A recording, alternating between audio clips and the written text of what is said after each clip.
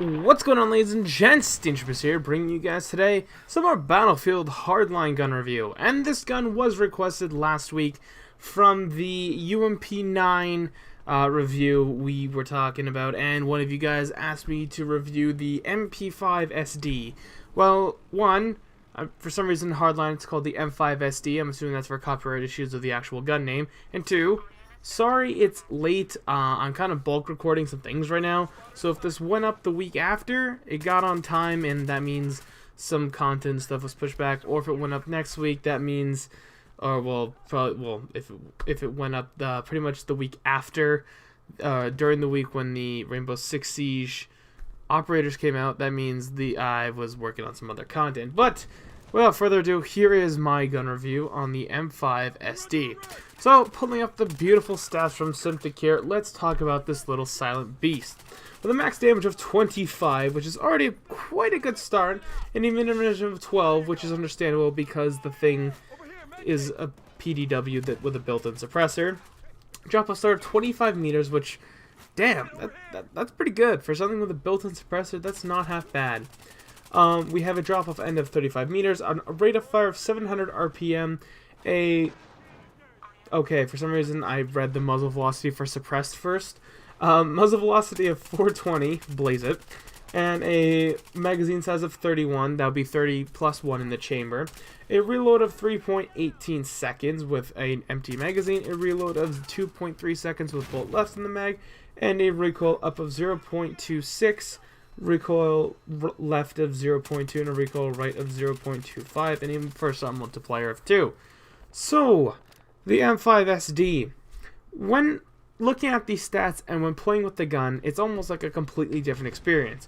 Because I really don't feel that kind of a little bit of a strong recoil pull on the right there. Although it states it has that, I really don't feel it all necessarily. So that will come later off in the suggested loadout. So let's talk about this thing's damage. Well, since it has a built-in suppressor, it already gives you the idea that this thing is a flanking king. And literally, it's a flanking king. Getting in close within hopefully a 25 meter distance will put you within a 4-shot kill range. You really don't want to drag yourself off to something like a 9-shot kill, because then you're really asking for trouble with a PDW, especially with something, say, guys, an M16. Nah, you're never going to win. I can't even say 9 times out of 10 you're going to lose.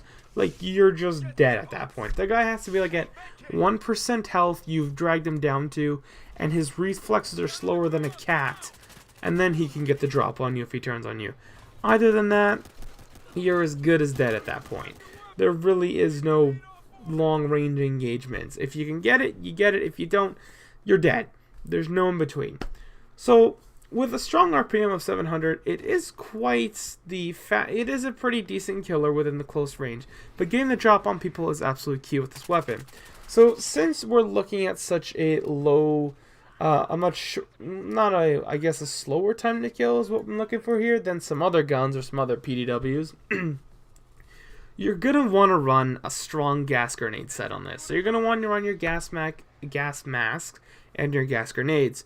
To increase that overall damage, I believe it doubles the gas grenade still doubles the damage, if I'm not mistaken. So if you can almost double that damage, that really brings up your time to kill like super fast. So getting the drop on a group of enemies while they're engulfed in gas is pretty much key to success with this gun. You're going to want to make them feel the pain really quick, really fast, and get the hell out of there because of your suppressor allows you to do so. So what do you want to run on the M5SD to make it as best as possible?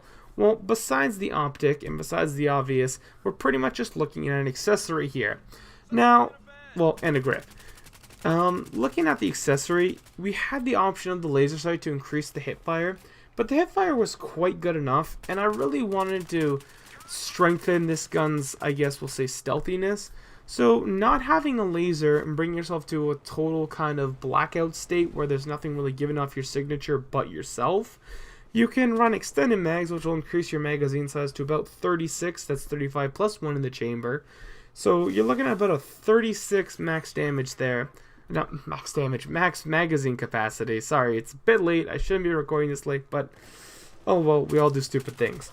So you can really up the ante, I guess, now with some more ammo to put down range and potentially kill some more people within your confined area, although you probably won't get the drop on like 30 SOAT guys, but the extra ammunition doesn't hurt if, say, if you have to drag out a firefight a little bit longer at range, you can keep your fire out for an additional few rounds, while the guy might have to reload and then you have an additional drop. You can get a quick reload off instead of an empty one, which can leave you at a great advantage because that's pretty much a whole second off your reload time there. So the less you have to do an empty reload, I guess I'd say the better. You can run a laser sight if you really want to, there's nothing wrong with it, but I just think the extended mags for once is actually very good on a PDW like this. And when I was even looking at the stats, it didn't even affect too much on the, I believe it's the control that it usually affects, it brings down. I can't remember which one, but it usually brings them down. I noticed on the M5 it didn't. So maybe that's just something that they did so to kind of counteract that integrated suppressor where you could have more ammo.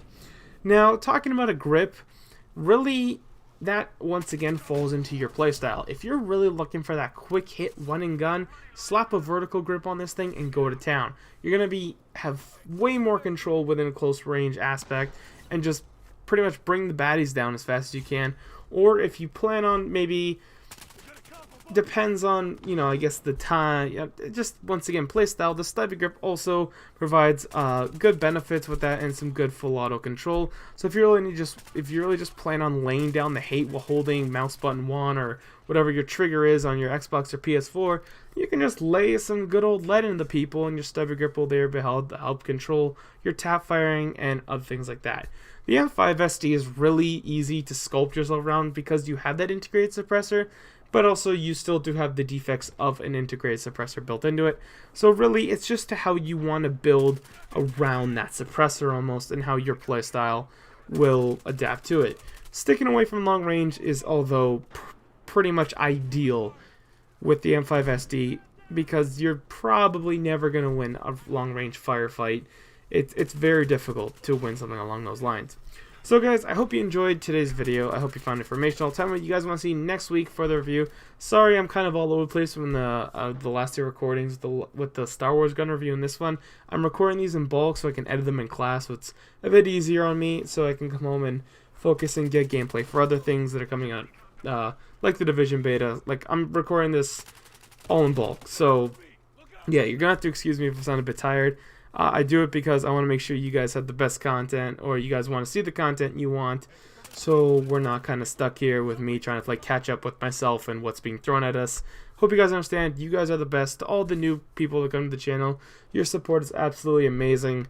You guys blow my mind every day. Thank you so much. You guys make this awesome. Just, I love you all so much.